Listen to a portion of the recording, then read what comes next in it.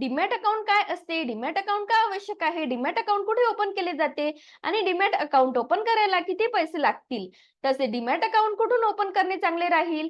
मित्रांनो, जर तुम्ही या सर्व प्रश्नांची उत्तरे शोधत असाल तर हा व्हिडिओ तुमच्याकरिताच आहे. आता या व्हिडिओमध्ये आपण या प्रश्नांची उत्तरे जाणून घेणार आहोत. जय श्री स्वामी समर्थ. मित्रांनो, तुमच्या स्वतःच्या युट्यूब चॅनलवर तुमचे स्वागत आहे. मित्रांनो, ट्रेडिंग ब्रेस आमचा फ्री टेलिग्राम चॅनल आहे. जर तुम्ही टेक्निकल अनालिसिस शिकण्यात इंटरेस्टेड असाल किंवा तुम्हाला Nifty, bank Nifty, stock, forex मध्ये डेली रिकमेंडेशन हवे असेल तर व्हिडिओच्या डिस्क्रिप्शन मध्ये दिलेल्या टेलिग्राम लिंकने टेलिग्राम चॅनल जॉईन करा. आता पहिल्या प्रश्नाकडे वळूया. डीमॅट अकाउंट काय असते?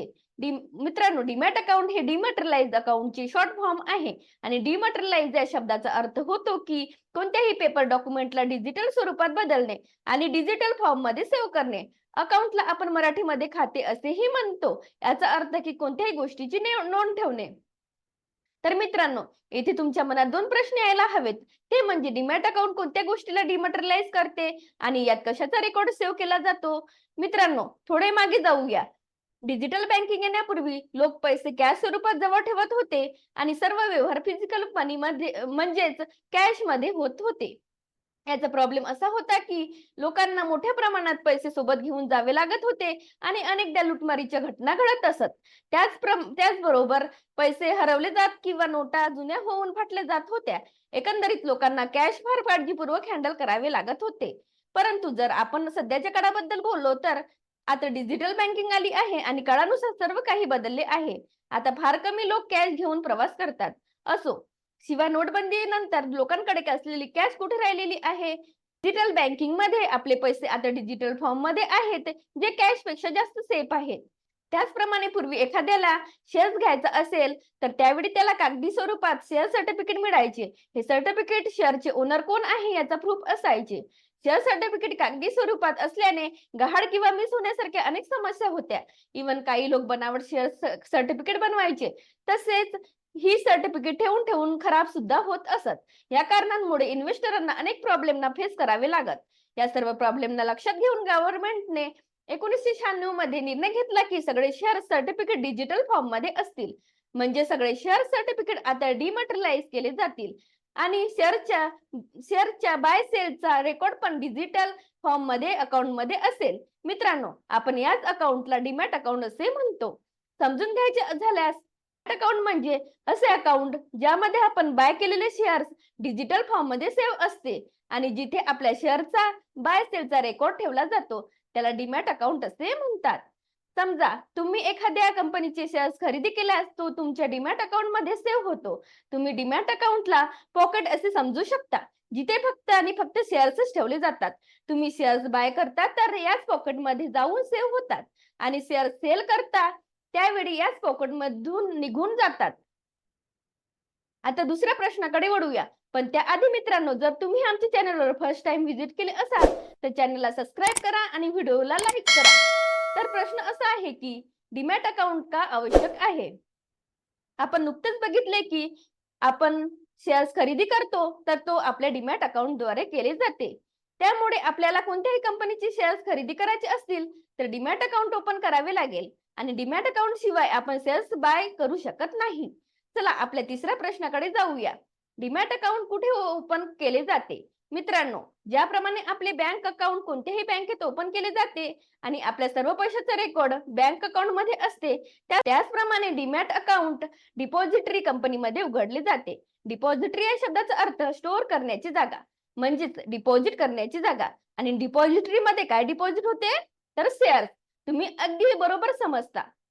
फक्त एक छोटासा डिफरन्स आहे की भारतात शेकडो बँका आहे जिथे आपण आपले बँक अकाउंट ओपन करू शकतो, पण डीमॅट अकाउंट करिता भारतात फक्त 2 डिपॉझिटरी आहे जिथे आपण डीमॅट अकाउंट ओपन करू शकतो. पहिल्या डिपॉझिटरीचे नाव आहे CDSL म्हणजे सेंट्रल डिपॉझिट सर्व्हिस लिमिटेड आणि दुसऱ्या डिपॉझिटरीचे नाव आहे NSDL म्हणजे नॅशनल सिक्युरिटीज डिपॉझिटरी लिमिटेड असे आहे. आपले डीमॅट अकाउंट फक्त या 2 डिपॉझिटरी मध्येच ओपन केली जातात.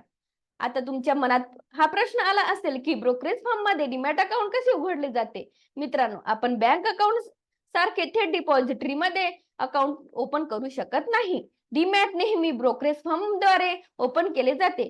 कोणत्याही ब्रोकरेज फर्म, मग तो कोटक सिक्युरिटीज असो वा झिरोदा किंवा मोतीलाल ओसवाल किंवा इतर कोणीही, भारतात पुष्कळ सारे ब्रोकरेज फर्म आहे.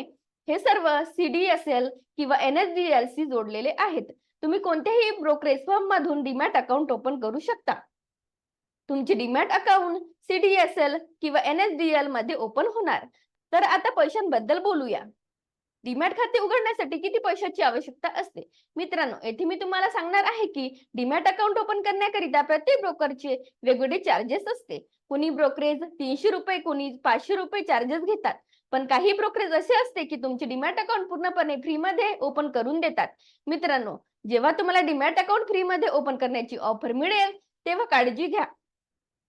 फ्री मध्ये ओपन करून देणारे ब्रोकरेजचे कमिशन चार्जेस खूप जास्त असतात, कारण ते आपले अकाउंट फ्री मध्ये ओपन करून देतात आणि नंतर आपल्याकडून कमिशनद्वारे जास्त पैसे कमावतात.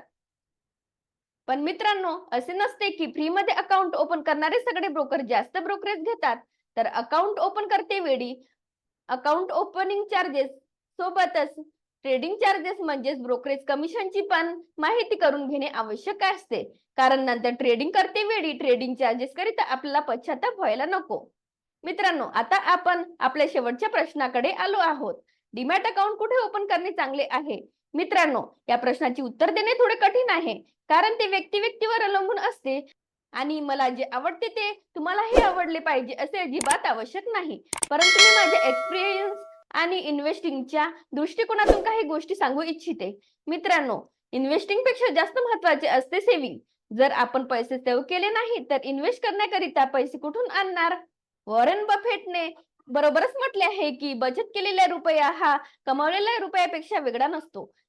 त्यामुळे अशाच ठिकाणी डीमॅट अकाउंट ओपन करण्याची मी शिफारस करते, जिथे अकाउंट ओपनिंग फीज नाही आणि जिथे ब्रोकरेज चार्जेस नाहीच्या बरोबरीत असेल. सोबतच ब्रोकरेज ट्रस्टेबल असेल, जेणेकरून दीर्घकाळ तुम्ही हजारो आणि लाखो रुपये ब्रोकरेज चार्जेस वाचवू शकता आणि तुम्ही हे वाचवलेले पैसे गुंतवू शकता आणि अधिक पैसे कमवू शकता. मित्रांनो, आम्ही व्हिडिओच्या डिस्क्रिप्शन मध्ये कोटक सिक्युरिटीजची लिंक दिली आहे. तुम्ही कोटक नाव ऐकलंच असेल. कोटक सिक्युरिटी एक ट्रस्टेबल नाव आहे, जिथून आपल्याला डीमॅट अकाउंट ओपन करणे चांगले राहील. कोटक सिक्युरिटीज मध्ये आपल्याला ट्रेडिंग करिता 0 ब्रोकरेज चार्जेस लागेल. कोटक सिक्युरिटीजची लिंक व्हिडिओच्या डिस्क्रिप्शन मध्ये दिली आहे, ती जरूर क्लिक करा. मित्रांनो, हा आपला व्हिडिओ जो डीमॅट अकाउंट वर होता आणि जिथे आपण डीमॅट अकाउंटशी संबंधित अनेक गोष्टी शिकलो. आपण बघितले की डीमॅट अकाउंट काय आहे, डीमॅट अकाउंट कुठे ओपन केले जाते, डीमॅट अकाउंट ओपन करण्याकरिता किती चार्जेस आकारले जाते आणि कुठून ओपन करणे चांगले राहील. जर तुम्हाला हा व्हिडिओ आवडला असेल तर कृपया या व्हिडिओला लाईक करा आणि तुम्हाला या संदर्भात काही प्रश्न असल्यास खाली कमेंट बॉक्स मध्ये लिहा आणि आमचे समोर येणारे व्हिडिओ मिस होऊ नये याकरिता आमची चॅनल सबस्क्राईब करा आणि बेल आयकॉन प्रेस करायला विसरू नका. धन्यवाद मित्रांनो, भेटू पुढच्या व्हिडिओमध्ये. काळजी घ्या.